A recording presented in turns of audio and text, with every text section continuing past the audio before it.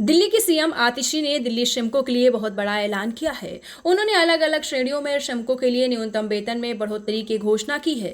बुधवार को मुख्यमंत्री आतिशी ने मासिक वेतन में बढ़ोतरी की घोषणा करते हुए कहा कि पूरे देश में सबसे अधिक मिनिमम वेज दिल्ली सरकार देती है।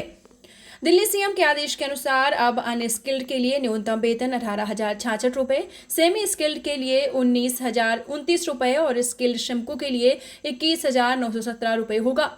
आतिशी ने कहा, देश भर में न्यूनतम वेतन पर नजर डाले तो अरविंद केजरीवाल की सरकार ने देश में सबसे ज्यादा न्यूनतम वेतन दिया है। गरीब लोगों का शोषण रोकने के लिए दिल्ली सरकार न्यूनतम वेतन को एक ऐतिहासिक स्तर पर ले गई है। हमेशा गरीबों के खिलाफ काम किया है और इससे हम दो तरीके से देख सकते हैं। पहली बार जब अरविंद केजरीवाल ने सरकार ने 2016-17 में न्यूनतम वेतन बढ़ाने की बात की तो बीजेपी ने हमें रोक दिया।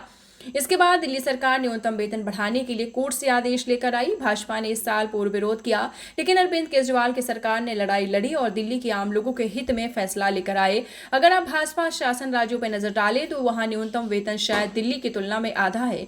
बीजेपी न सिर्फ अपने राज्य में कम वेतन देती है बल्कि दिल्ली में भी इसे रोकने की पूरी कोशिश करती है। हाँ, न्यूनतम वेतन बढ़ा रहे हैं, राजधानी में अपनी महत्वपूर्ण सुविधा दी है। उसी के साथ दिल्ली के विकास में शामिल श्रमिकों को देश में सबसे अधिक न्यूनतम मजदूरी दी जाती है।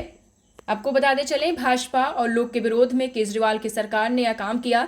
भाजपा श्रमिकों को न्यूनतम मजदूरी देने का विरोध करती है। इससे पहले मंगलवार को आतिशी ने बताया है कि दिल्ली की आप सरकार हरियाणा में चुनाव के बाद राष्ट्रीय राजधानी में अपनी महत्वाकांक्षी योजना मुख्यमंत्री महिला सम्मान योजना को लागू कर सकती है, क्योंकि इस योजना की कागज की कार्यवाही लगभग पूरी हो चुकी है और इससे बहुत जल्द होने वाली आतिशी सरकार की पहली कैबिनेट बैठक में पेश किया जा सकता है।